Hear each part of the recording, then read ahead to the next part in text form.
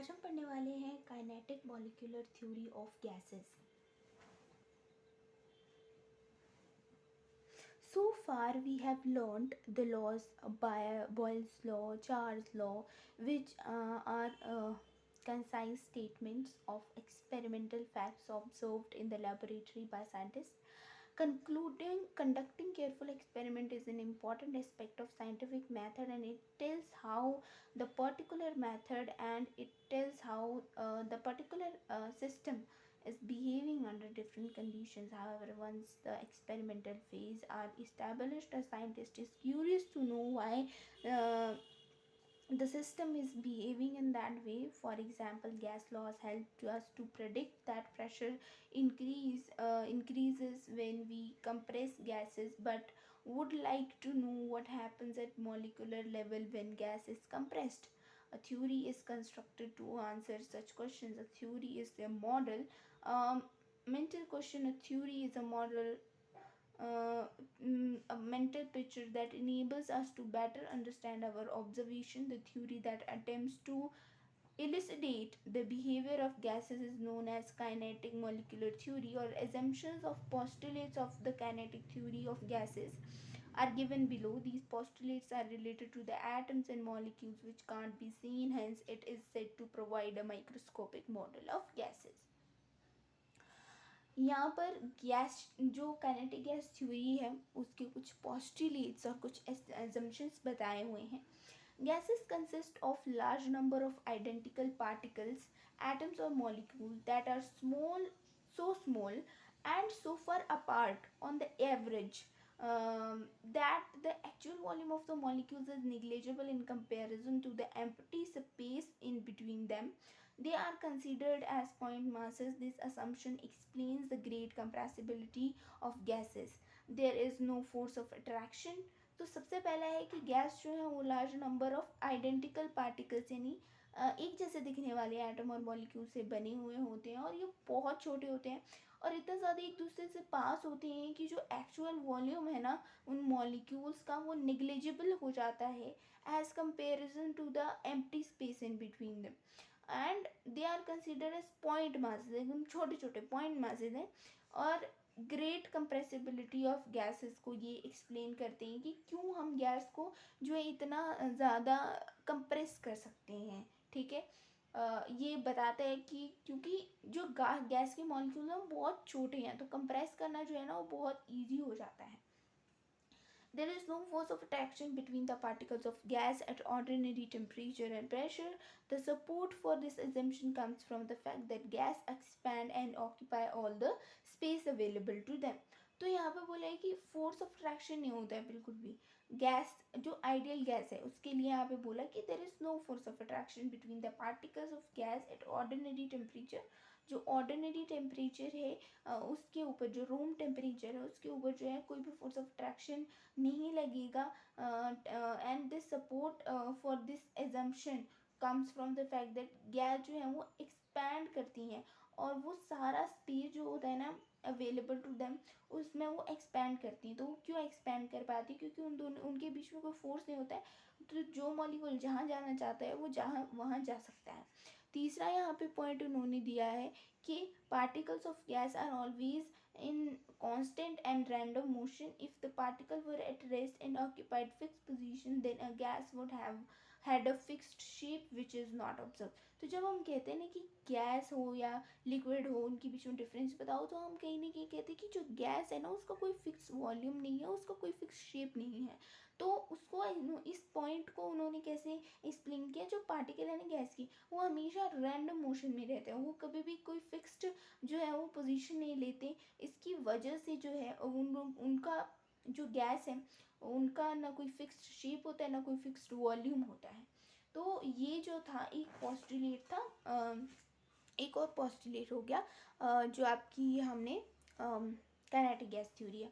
उसके बाद बोला कि particles of gas move in all positions possible position in straight lines during their random motion. They collide with each other and with the walls of the container. Pressure is exerted by the gas as a result of collision of particles with the walls of a container. तो particle जो हैं gas के वो container से टकराते हैं जिसकी वजह से ही जो है गैस का प्रेशर होता है। तो गैस के ऊपर जो प्रेशर लगता है वो उसी वजह से है, जो वॉल ऑफ कंटेनर पे जब मॉलिक्यूल टकराते हैं वो जो प्रेशर एग्जर्ट करते हैं वही जो है वो गैस का प्रेशर एग्जर्टेड होता है। अगला पॉइंट है collision of gas molecules are perfectly elastic. This means the total energy of molecule before and after the collision remains same. There may be exchange of energy between them colliding molecules. Their individual energy may change, but some of their energies remain constant. If there was a loss of kinetic energy, the motion of molecule will stop and gases will settle down. This is contrary to what is actually observed. तो यहाँ पे बोले कि collision जो होता है ना gas molecule का वो परफेक्टली इलास्टिक होता है। इसका मतलब ये कि टोटल एनर्जी है ना मॉलिक्यूल की आफ्टर और बिफोर कोलिजन हमेशा सेम ही रहती है। यहाँ पर एक्सचेंज हो सकता है एनर्जी का between colliding molecules. Their individual energy में change but sum of their energies remain constant. कि एक्सचेंज होगा एनर्जी का, कोलाइडिंग मॉलिक्यूल्स उनकी इंडिविजुअल एनर्जी जो है वो हो सकता है चेंज हो सकती है, लेकिन sum of their energies remain constant. जो सम होगा, जो टोटल एनर्जी होगी एक इंडिविजुअल मॉलिक्यूल की चेंज हो सकती है, लेकिन उन सबको जब हम मिलाएंगे तो वो जो है वो कंजर्व्ड रहेगी, कांस्टेंट रहेगी। और motion of molecule will stop and gas will settle down. This is contrary to what is actually observed. और अगर काइनेटिक एनर्जी का लॉस होगा ना तो वो सेटल हो जाएगी, और अगर सेटल हो गई तो उसका जो है वो स्टॉप हो जाएंगी गैस मॉलिक्यूल और सेटल हो जाएंगी, जो कि बिल्कुल उल्टा था जो कि ऑब्जर्व किए गए कि गैस मॉलिक्यूल जो है वो हमेशा मोशन में रहते हैं, इसीलिए जो है वो उनकी कोई फिक्स शेप नहीं होती है। ठीक है, उसके बाद है at any particular time different particles in a gas have different speeds and hence different kinetic energy. This assumption is reasonable because as the particle collide, we accept their speed to change. Even if initial speed of all particle was same, the molecular collision will disrupt this uniformity.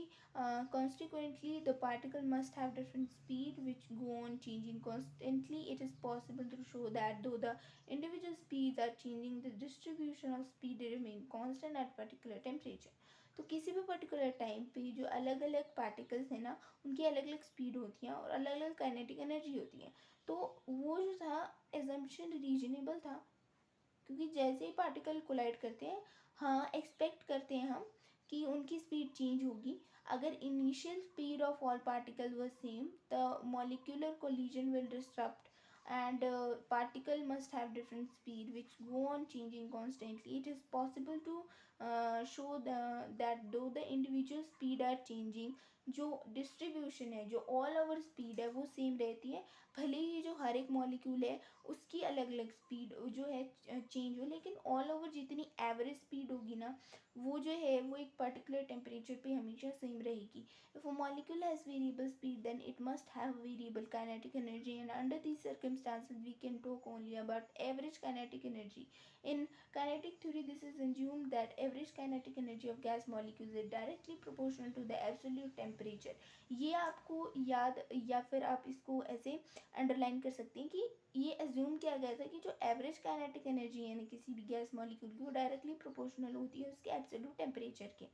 तो it is seen that on heating a gas at constant volume, जब भी हम किसी constant volume पे किसी gas को heat करते हैं तो the pressure increases, pressure increase होता है। On heating the gas, the kinetic energy of particle increase and these strike the wall of container more frequently, thus exerting more pressure. तो जैसे टेम्परेचर इंक्रीज करेंगे ज़्यादा gas बनेगी, ज़्यादा pressure लगेगा, ज़्यादा कंटेनर से वो टकराएगी, तो प्रेशर जो है वो इंक्रीज होगा directly proportional to absolute temperature, यानी कि काइनेटिक एनर्जी जो है वो एब्सोल्यूट टेम्परेचर के डायरेक्टली प्रोपोर्शनल है। और जितनी ज़्यादा टेम्परेचर होगा उतना ही ज़्यादा जो है वो कोलिजन होगा, उतना ही ज़्यादा वो गैस वॉल ऑफ कंटेनर से टकराएगी और उतना ज़्यादा प्रेशर एक्सर्ट होगा। Kinetic theory of gas allow us to derive theoretically all the gas laws studied in the previous section, calculations and predictions. So, based on kinetic theory of gases, agree very well with experimental observation and thus establish a correctness of this model.